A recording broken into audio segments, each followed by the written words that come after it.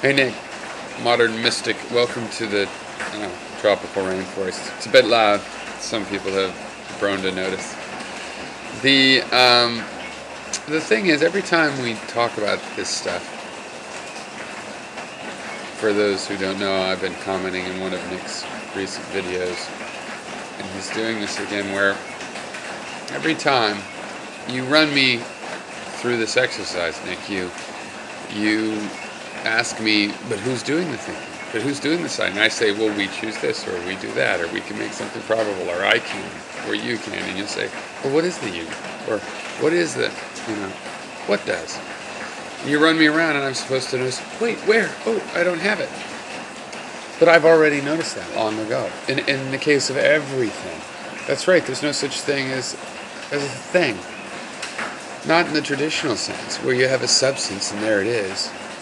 And it's static, and it could just stay there and be itself. Nothing is like that.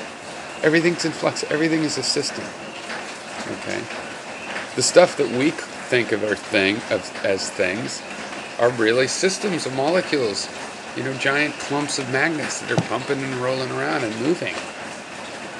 It's not the same really moment for moment. And it's not a single thing.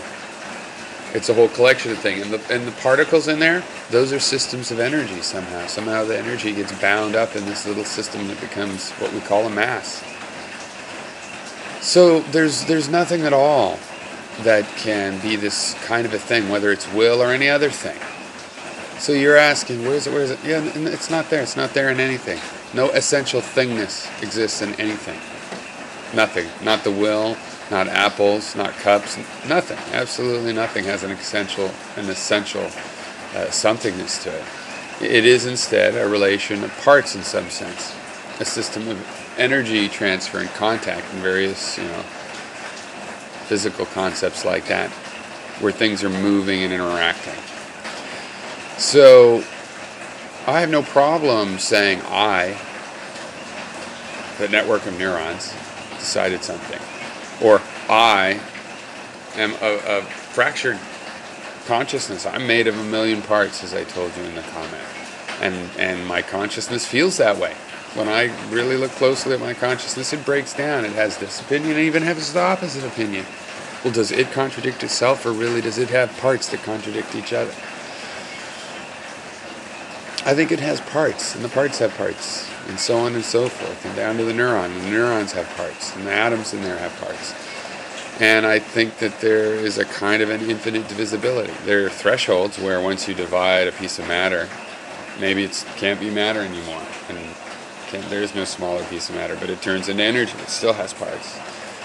So, the exercise of running me from point to point trying to look for the missing man behind the curtain pulling the levers. I don't think it's a man behind the curtain pulling levers. I think it's a cooperation of millions of little creatures, billions. But it's a cooperation of all of these little creatures, our single cells. And each one of those has some little elemental aspect of will that it somehow contributes to the whole. And I don't see how it could be any other way. And that's what it feels like to me. That's what it feels like. It feels like billions of little voices all going, yeah, go over there. Wait, no, but maybe you want to. Yeah, no. It's a million crowd reactions to whatever situation that we're in. So I don't know if that explains. I'm just trying to truncate this circle and so we understand what we're disagreeing. It's not that I don't see what you're pointing out, which is that there's nothing there. When what is... I'm saying the thing itself. Nothing is controlling the mind. The mind is supposed to be controlling itself. Okay. Now you want to say in the cell the same question. Well, where's the thing? It's going to be the system again. It's going to be the system every time you ask that.